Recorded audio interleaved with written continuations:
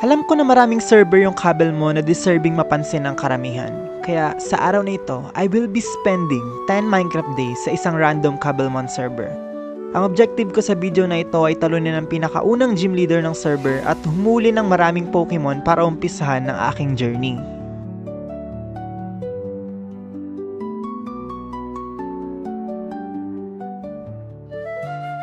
Kakasali ko lang sa server at pinili ko agad yung pinakapaborito kong starter.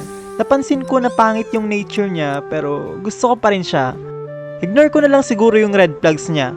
May nakita akong Pokestop kagaya sa Pokemon Go at binigyan niya ako ng enough candy para ma-evolve ko agad yung Litten ko. Naglakad-lakad ako sa server at na-encounter ko si Poochyena at si Tauros pero hindi ko sila nahuli. Pagbalik ko sa Pokemon Center, napansin ko yung taglay nitong kagandahan. Pero bakit naging trainer si Nurse Joy? Habang naglalakad-lakad ako sa spawn area, may nakita akong Scovillain at nahuli ko siya gamit ang isa sa Ultra Balls ko. Ang creepy pala niya tignan. Nahuli ko rin itong random na coping sa daan. Naglakbay-lakbay ako sa area ng spawn and hindi ko mapigilan na i-admire yung ganda nito, lalo na sa gabi. Naglakad-lakad lang ako habang naghahanap ng Pokestop.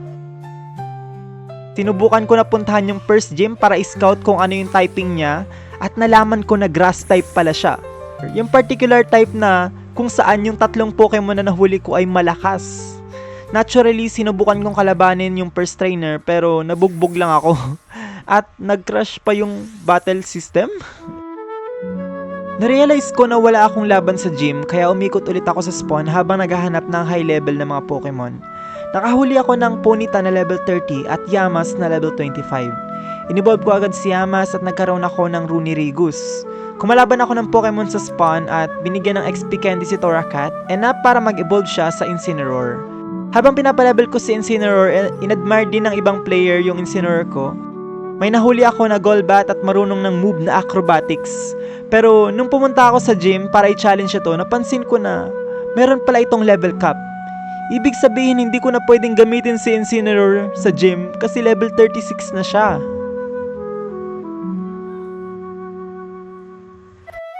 Kinaumagahan, nakita ko ulit yung trainer na may gusto sa Incineroar ko at pinakita niya sa akin yung Mew niya. Nag-ship ako bilang sign ng respect kasi ganoon naman talaga sa Minecraft. May nahuli akong poisonous na sawa sa taas ng Pokemon Center at pumunta sa End Dimension sa pag-akalang maraming bagong Pokemon doon pero wala akong nakita kahit isa. Kinalaban ko ulit yung first trainer at dahil alam ko na yung techniques niya, wala siyang nagawa sa Golbat ko at nabugbog siya. Tinanong ko agad yung server kung paano magkaroon ng level cap kasi level 35 na si Golbat. Pero sabi ng owner na walang paraan para pigilan ang pagle-level na Golbat sa ngayon. Inivolve ko si Coping para i-challenge yung second trainer ng first gym at biglang may nag-flex sa akin na fully evolved na yung Charizard niya sa harapan ko. Ipiplex ko rin sana yung Incineroar ko kaso nakaalis na siya. Ang awkward man. Kinalaban ko yung second trainer at natalo ko siya ng walang problema. Masyadong malakas yung combination ng typing ko laban sa mga Pokemon niya. Kaso lang, nag-level up yung Golbat ko na gagamitin ko sana sa gym leader. Naglakad-lakad ako around spawn para makahanap ng replacement pero nakakita lang ako ng level 40 na Ponyta at hindi ko pwedeng gamitin sa gym battle. Hinuli ko pa rin para sa next gym battle, kung sakali lang baka magamit ko pa siya. May nakita akong perfect replacement which is si Tauros. Kaso habang hinuli ko siya gamit si Weezing, nag-level up naman yung Weezing ko. Nainis ako pero hindi nang hina ang loob ko na bugbugin yung gym leader. Naghanap pa rin ako sa spawn area ng Pokemon na pwede magamit pero wala akong makita na karapat-dapat. Sa pangyayari na ito, kumonsulta ako sa Ancient Wisdom kung paano ko tatalunin ang next gym leader. Sinabi ni Sun Tzu sa aklat niya na Art of War na if you know your enemy and know yourself, you need not fear the result of 100 battles. Isinaisip ko ang karunungan na ito at pumunta sa lugar ng gym leader. Nakahuli ako ng iba't ibang uri ng Pokemon na magiging crucial sa pakikipaglaban ko sa kanya. Habang naglalakad ako sa spawn, napansin ko na paubos na ang Pokeballs ko. Isa ito sa mga crucial na item para talunin ng gym leader. Kaya ginawa ko ang pinakarespetadong paraan ng pagkakaroon ng Pokeballs sa isang server. Does anyone have spare balls? Yes, it works every time. Subukan nyo rin. After ko magkaroon ng supply ng Pokeballs, humuli ako ng Doduo at sinubukang talunin ang first gym leader.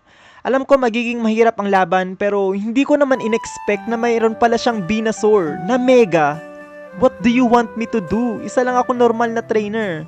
Okay naman yung paraan ng pakikipaglaban ko.